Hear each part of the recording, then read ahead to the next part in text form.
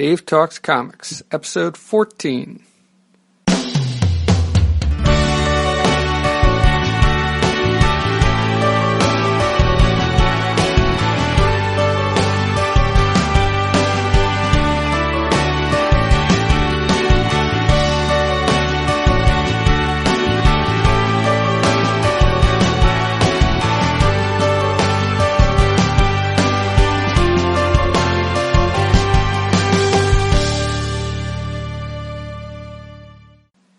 Dave Talks Comics is a collection of my thoughts, memories, and musings on comics I have read. Dave Talks Comics can be found on the web at davetalkscomics.com, on Twitter at DaveTalksComics. Email can be sent to dave@davetalkscomics.com. On this episode, I will be talking about comics I have read in the past few weeks. I talk from my notes on these comics. I don't go panel by panel. I try to do more than just summarize the stories. This is not a spoiler-free podcast. Dave Talks Comics is not a member of the Spoiler-Free Podcast Network. I try not to spoil everything, but in the process of talking about these comics, I will almost certainly spoil them in some way.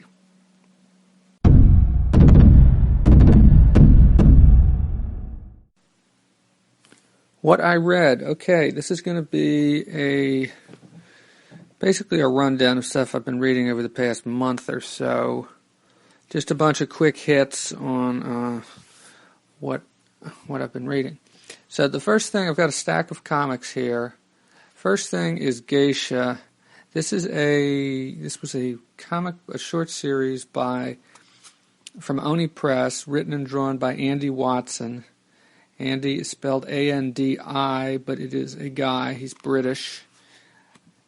And I read this basically on the strength that I really liked the first thing of his that I read, which was Love Fights, which is kind of a romance set in a comic book world, or a world where superheroes exist, but they aren't the main characters. The main characters are a couple of ordinary, unpowered people. And this is about a robot or an android who does art and at the same time also works for her father's bodyguard business or protection business. Although it seems to be a legitimate business, it doesn't seem like they are mob or anything like that. I didn't like this as much as I hoped I would. A couple things about it are that they never really make it explicitly clear how anybody can tell she's an android, that she's not human. And it's unclear. People seem to recognize that fact when they look at her, but I couldn't see anything that revealed that, which was a little strange. And, there was some nice twists to the story, and I think sometimes it got a little too wordy. I really like his visual storytelling, but I thought sometimes he just used too many words, or the words should have been spread across more pages, which I guess would have meant more work for him, Andi Watson. But it's a decent read, but it's certainly not my favorite. I think Love Fights is still my favorite of the books of his that I've read. Next up, we have Human Target. This is a series written by Peter Milligan, and I'm going to talk specifically about the final arc. Peter Milligan wrote he wrote a mini-series of 4 issues, and I can't remember the name of the artist who drew that. And then he wrote a graphic novel, and then he did this Vertigo series. They were all under the Vertigo banner of DC Comics. The Human Target was originally a DC character who I believe first appeared in Detective Comics back in either the late 70s or the early 80s. And this was the final story. It ran over the last 3 issues, which were issues 19 to 21. And it's about, I thought this was the best of the later stories. It's a little off. It requires a certain amount of suspension of disbelief, just like all comic books do, I guess. But the premise is that Well, the premise of The Human Target is that Christopher Chance is a man who helps other people by assuming their identities to help solve their problems. And in this story, a person from his past comes back, and that's somebody who he had trained to do his kind of work, comes back and assumes his identity and starts to take over his life. And it leads to this whole identity crisis, and then there's this really weird twist in the end, which you could either buy or not buy, but if you don't buy it, then the story just kind of falls apart. And I thought it was legitimate the way he wound it up. And of course, and the art is by Cliff Chiang, and Cliff Chiang, as always, does a great job with the artwork. And in fact, I liked it so much they actually went and I bought one of the original pages from this. It hasn't arrived yet, but I've ordered it, and I believe it is in the mail on its way to me. But I thought it was a good story. It had some interesting twists to it, and the final twist at the end really makes you question the whole series, what it was all about. So that's kind of neat. So it's a bit of a wrap up on the whole series, and that is cool. Okay, moving along. Next we have Hawkeye, and this is not Hawkeye. This is Hawkeye. This is the miniseries from 1983 that was written and drawn by Mark Gruenwald. The inking was by a combination of the first two issues. This was a 4-issue miniseries. The first 2 issues were inked by Brett Breeding, and the last 2 by Danny Bulanati. And I read this series when it first came out, and I loved it back then, and I recently, earlier this year, picked up a copy of the trade and reread it a couple weeks ago, and I think it's great. Basically, the story is that Hawkeye is... the story opens with Hawkeye working he's the security chief for Cross Technological Enterprises, CTE, and that's a position he had held. It had also been shown, I think, in Avengers prior to this, because he had not had his own title, of course. This was the first Hawkeye miniseries. And he meets Mockingbird, also known as Bobby Morse, another superhero who is a former agent of S.H.I.E.L.D. And he discovers that everything in his life, and Bobby is a woman, by the way, everything in his life is not as it seems. And that's in the first issue. And in the second issue, basically she has been investigating Cross Technological Enterprises. And by the end of the first issue, he knows that she's right, that something's wrong.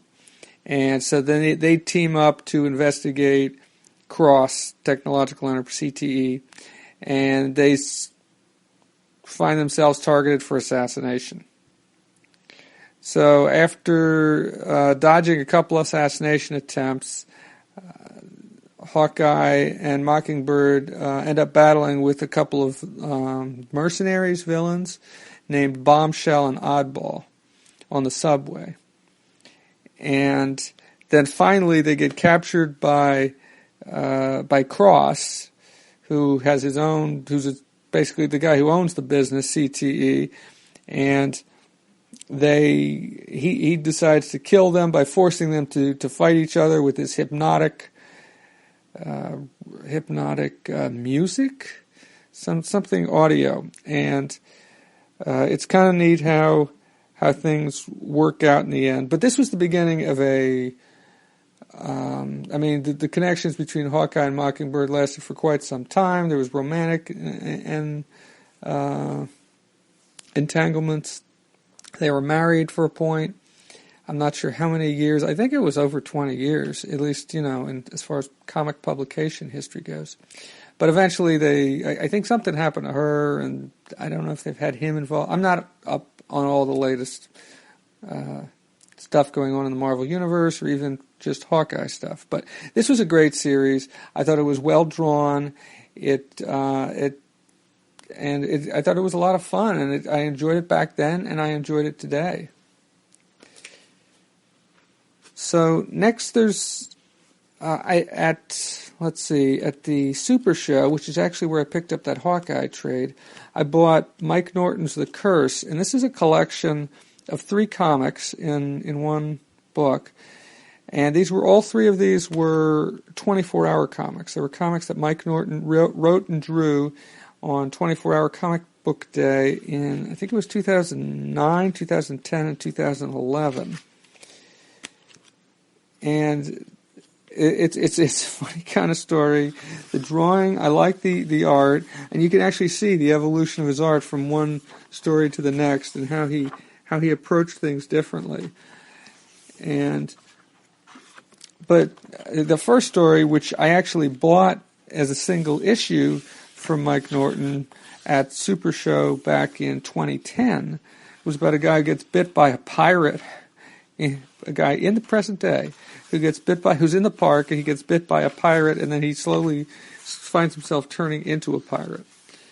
And it kind of evolves from there. That's the first story, and it doesn't stick with that pirate vibe, but some of the same characters continue to appear in these stories, and it's fun.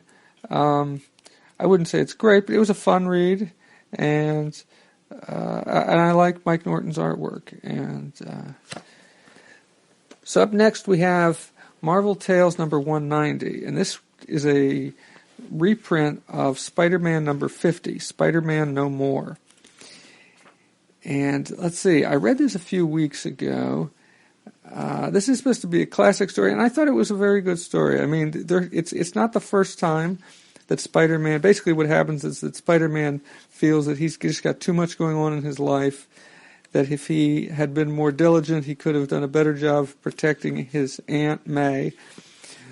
And so the answer is to stop being Spider-Man. And so he throws away the costume, and somebody finds the costume and gives it to J. Jonah Jameson. And, of course, Jameson is delighted about this.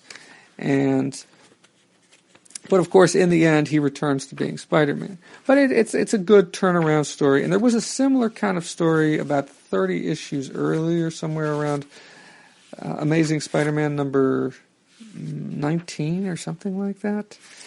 A 2-parter, I believe, which was in the second Masterworks collection, which I have read. So this was a good read. I mean, it's one of those, and this is in the Romita era. So this is of course written by Stan Lee and drawn by John Romita Sr. Just credited as John Romita at this point. And it's a good read. Highly recommended if you can find it.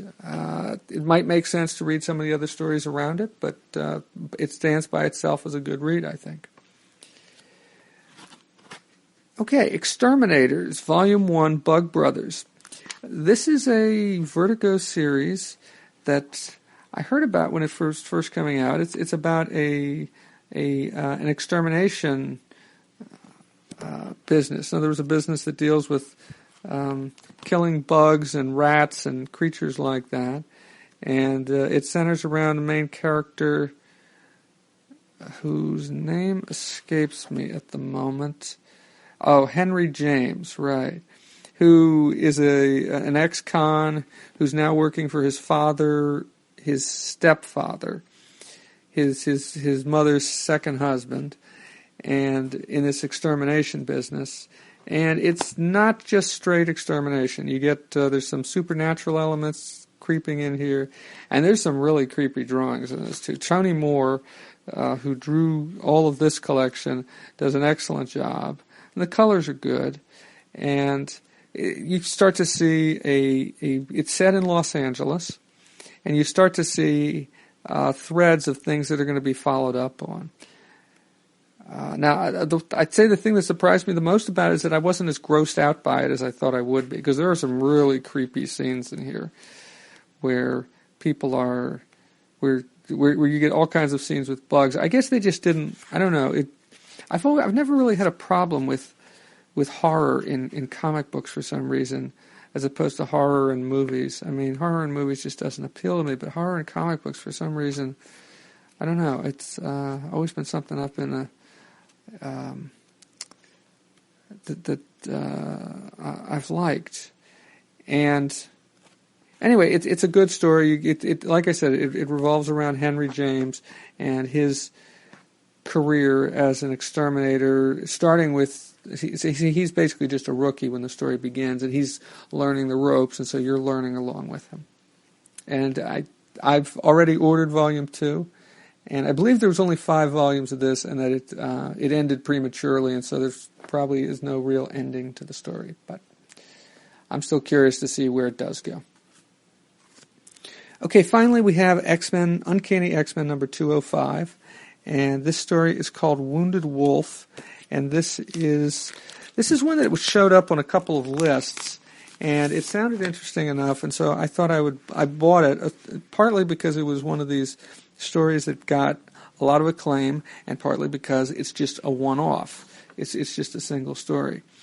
In other words, it doesn't continue over a dozen or 24 issues or something. And this is, I think, the first appearance of Lady Deathstrike. It may not be the first appearance of the woman who becomes Lady Deathstrike, but this is where she becomes Lady Deathstrike. And she is going to,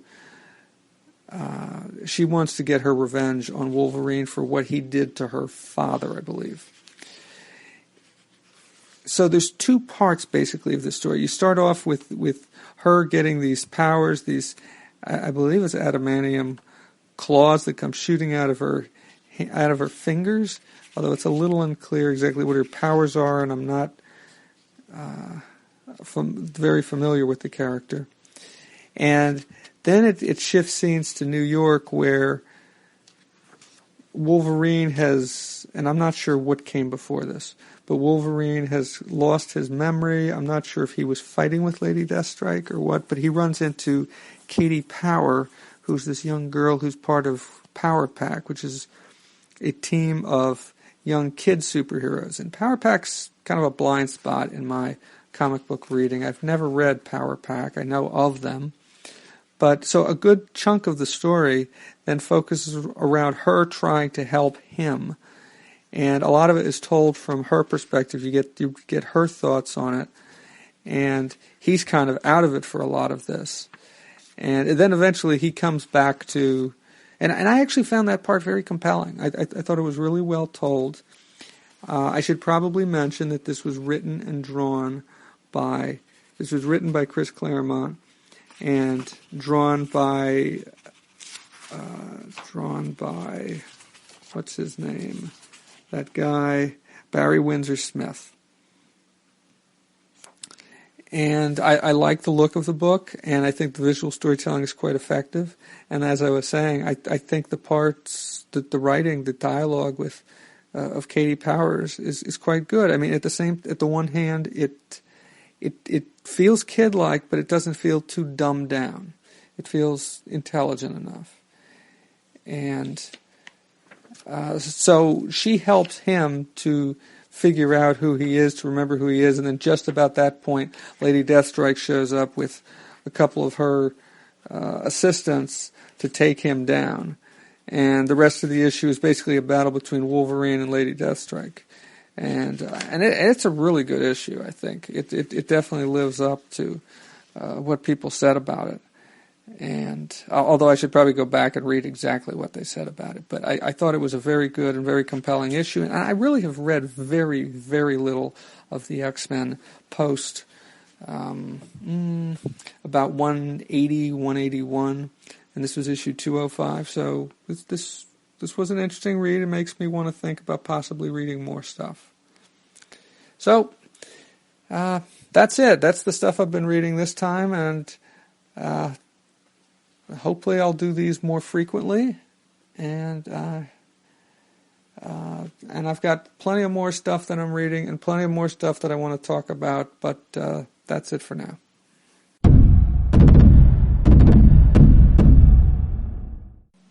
That's it for episode 14 of Dave Talks Comics. Questions or comments can be posted on the episode page at davetalkscomics.com. Or you can tweet them to me at Dave Talks Comics.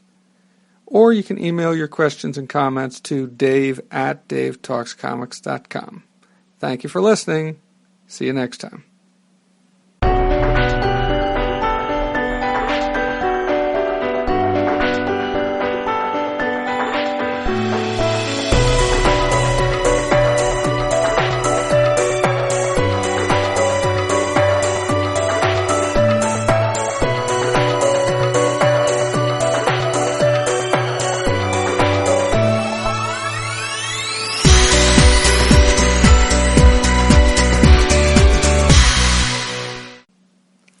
That's it for episode 14 of Dave Talks. Bleh.